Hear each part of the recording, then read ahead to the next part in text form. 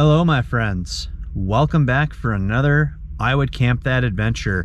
We're getting ready to go out and do a winter camp. I've got an idea of where I'd like to go. As always, it's going to be dependent on how accessible the area is with the current snow conditions. It's supposed to snow tonight. The temperature has dipped down quite a bit. It's been a very weird winter in Alberta, in that we just haven't really had much of a winter. It's been a very mild winter, especially for up here in northern Alberta. But this week and a really big cold snap that we had a little while ago seem to be the two exceptions to that rule. So we're gonna hit the road and see what we can find. Hopefully some of the areas I have in mind are accessible and safe to get into. Absolute worst case scenario, I have a shovel. Let's get on the road.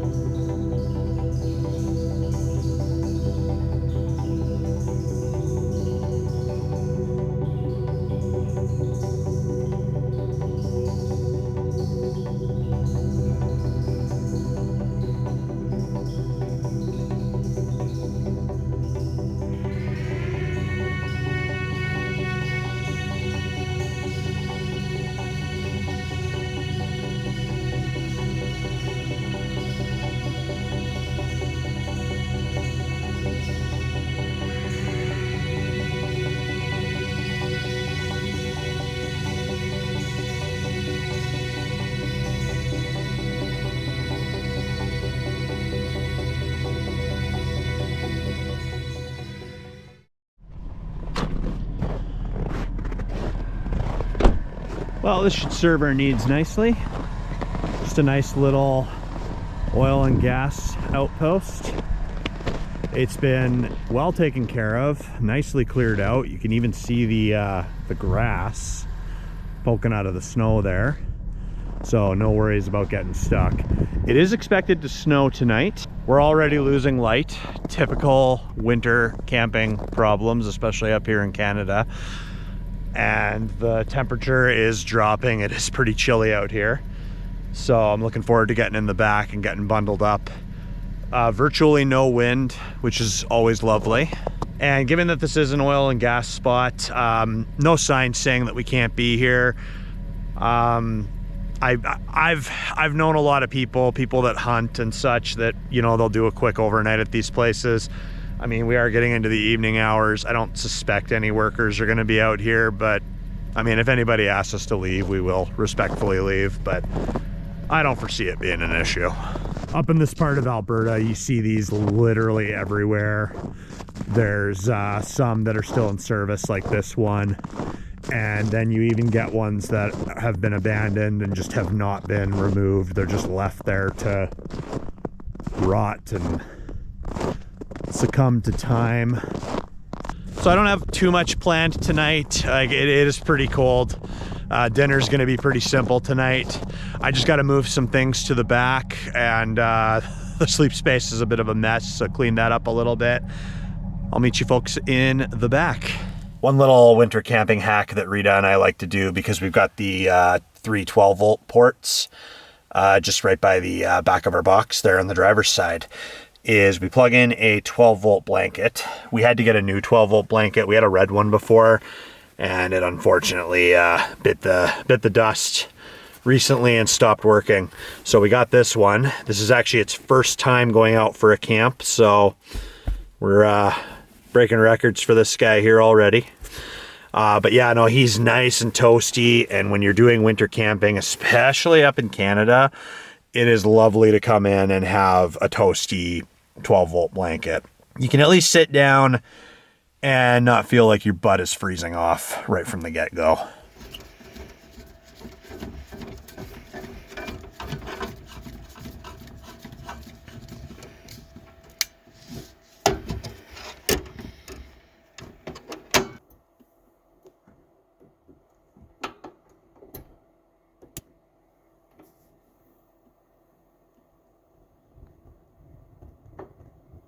And there we go. Buddy heater is on. And it should get nice and toasty back here pretty quick. I got my little USB fan set up above the buddy heater just to help distribute heat. That should also help to combat condensation a little bit, just because the buddy heater is absolutely horrific for condensation. I've already got some I'm going to have to wipe off the windows. It's got a little stand on it that I've got looped around the support bracket there for the back window of the canopy, and the wire is feeding behind the buddy heater where no heat is being given off and going down to the jackery by my feet. I've got the 12 volt blanket plugged into the jackery just so we're not running off of the truck battery. Got my insulated slippers on. Boots are back there if I need to get back out. And yeah, nice toasty blanket under my legs. I've got the old 12 volt blanket, which I guess is just a regular blanket now. So at least it can still serve some purpose. I've got a whole bunch of stuff piled up behind me, like the ultimate backrest here. My sleeping bag, pillows, some extra blankets. Just so I've kind of got room to stretch my legs out, move around, don't have to like climb over anything.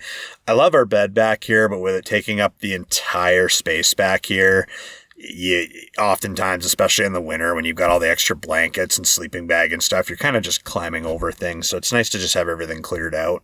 I got to say, it is so great to be out. It's been a little tricky to get out.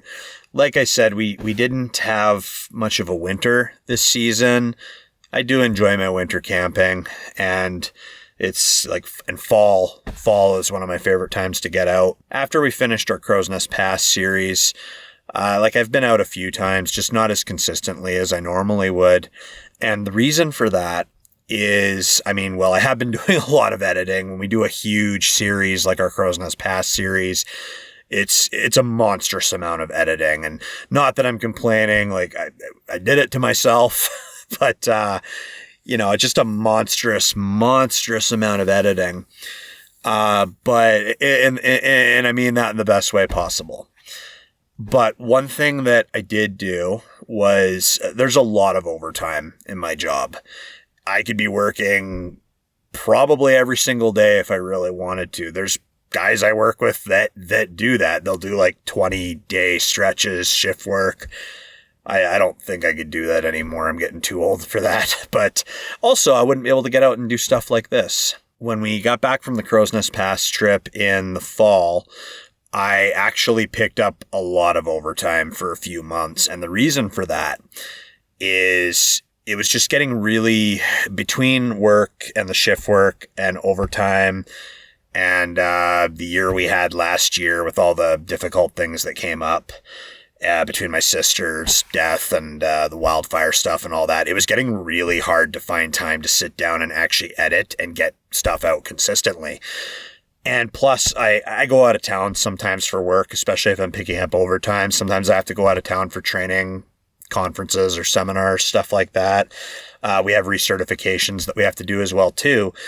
So with all this overtime that I picked up where I wasn't getting out camping, I set aside some of that money. We dumped a bunch of money into savings, but I did set aside some of that money to buy a brand new laptop specifically for video editing. For any of you techie people out there, it's a Lenovo Legion laptop. I upgraded it from 16 gigabytes of RAM to 32 gigabytes of RAM. It's got a whole bunch of efficiency cores, which is really good for a video editing process. Because anyone who's edited a video, it's not easy on your computer. Like when you're exporting it, your CPU and all that stuff, like it's running pretty high. And that's been such a great investment into our channel. It runs footage very smoothly. Like I found on my home computer, because my home computer is a little older,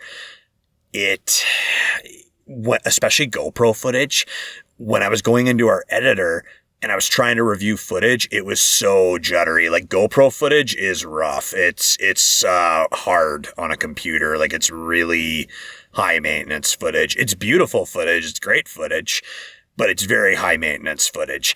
And now with my laptop, it plays it so smoothly. And plus now I can edit on the go. I can edit, if I'm at home, I can edit on the couch. I've edited in bed before. I mean, if I really wanted to, I could edit on the toilet. I haven't. I wasn't planning to, but I could. Dinner tonight, as per winter camping norm, is super simple.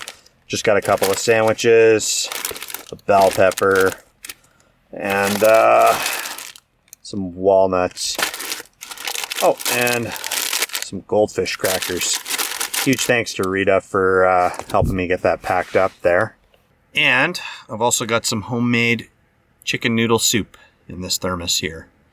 Again, huge thanks to Rita. Glad somebody's taking care of me and making sure I stay alive. When it comes to winter camping, especially when we get to a spot and light's already disappearing, I really don't want to be standing outside and cooking.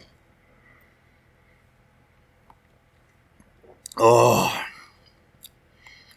Ooh, that's spicy. Rita was here, she'd be laughing at me and calling me a wuss. If you're watching this video now, Rita probably already has watched it and called me a wuss, so there's that. Oh, that's good. Nothing beats hot soup when you're camping in the winter. It's like my favorite thing. So speaking of the love of my life, Rita, one cool thing that she picked up, I believe she got this in an impulse buy bin at Canadian Tire or some other hardware store. It's been sitting back here for a little while, so I don't even know if it's got any juice right now. But it's like a little portable hand warmer. You can plug it in and charge it, and it's got 4 different levels, and it actually works quite well. It's definitely not going to heat the entirety of you up. It's just meant to be like a nice little portable hand warmer.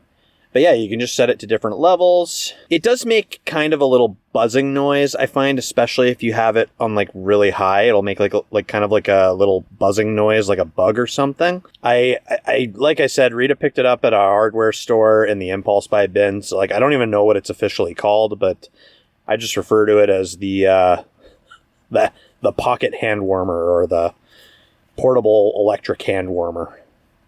Oh yeah, it already went out. Like I said, it's been sitting back here for a while, but it does work. I have used it before, and I did mean to talk about it last winter season, but I just literally kept forgetting to. It is so nice and cozy back here. The fan above the buddy heater does such a great job. I've got both the side windows cracked ever so slightly for ventilation.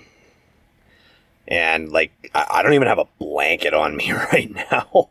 Just living my best life back here. Well, I watched a movie, ate a sandwich and some goldfish crackers, been pounding back water as well too, and I'm not even wearing my coat or my sweater anymore. The buddy heater does way too good of a job. I actually had to turn it off for a little bit because it's minus 16 degrees Celsius outside now. And it's starting to get chilly in here now because I've had it turned off for probably about 10-15 minutes. But it got so toasty back here that I actually had to take a break. The 1-pounder tank is starting to run low too, so I'm going to put a fresh tank in there and get that turned back on. One thing I love too that's making the ambiance back here so much more relaxing is I really love the sound of a fan, and I love the sound that the buddy heater makes. I'm not sure if you can hear it on camera.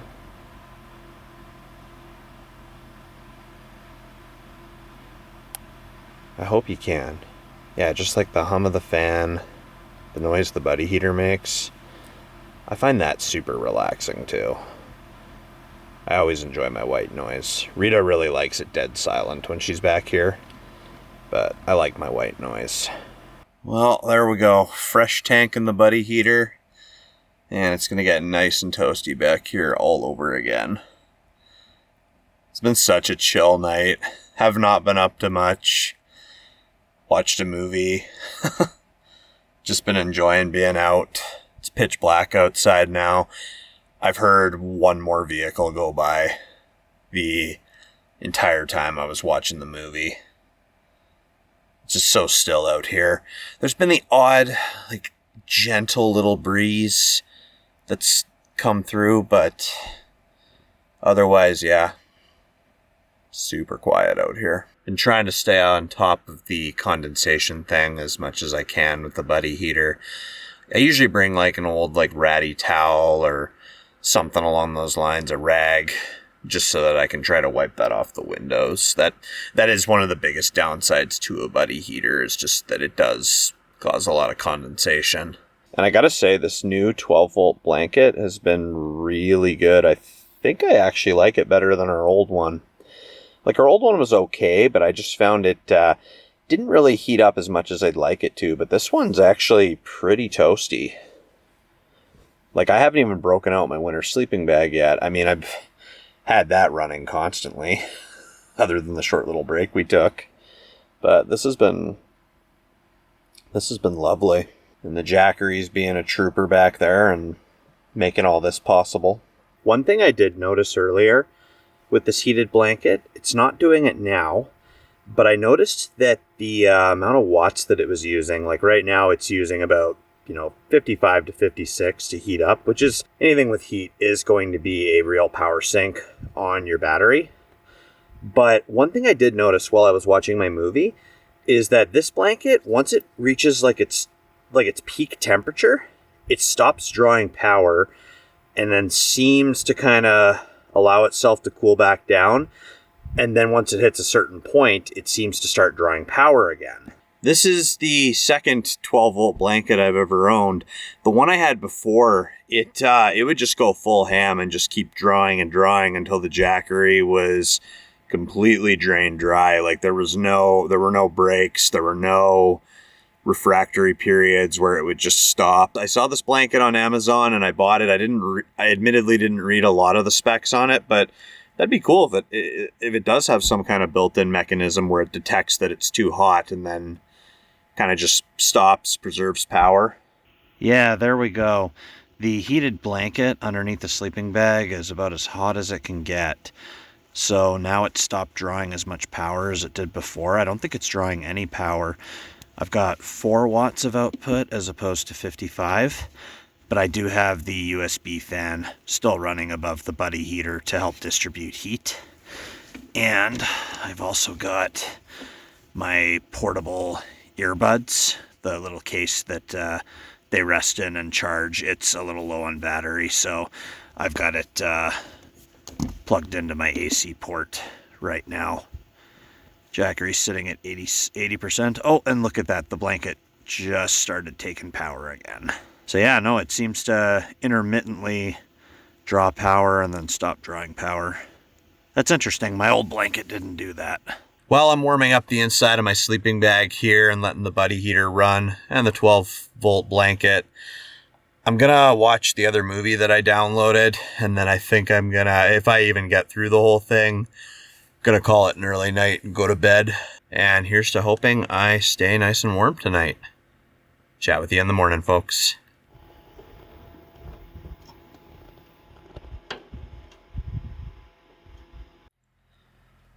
Good morning, my friends. As you can see, we did get some snow. I've got the buddy heater and the fan going once again. It was really, really cold back here when I woke up. Even wearing my slippers, my feet are pretty cold, so just trying to warm it up back here. And I was going to text Rita to let her know that I'm in fact alive, but it looks like my phone is too cold, so my phone won't turn on. So hopefully that'll warm up here pretty quick too. Had a pretty good sleep. Nice and peaceful out here. Woke up a couple of times. I move around a lot in my sleep, so sometimes I'd have to adjust the sleeping bag, or if I get like a cold spot at my back or my feet or something. But yeah, no, it's a nice little spot. Nobody bothered me at all. I think I'd definitely sleep here again. And the Jackery is sitting at 55%. The heated blanket came unplugged at one point, just slightly. So it stopped producing heat, just because, like I said, I do move around a lot in my sleep. But I do really like that it is really conservative with its power draw. When it gets hot enough, it just stops taking in power. I had a winter camp with my old heated blanket where it pretty well drained my Jackery dry, just because it would just keep hogging power whether it really needed it or not.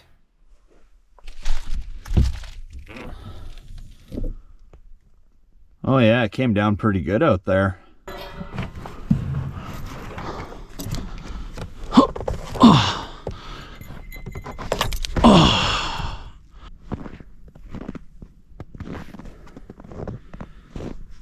Oh yeah, truck got covered pretty good.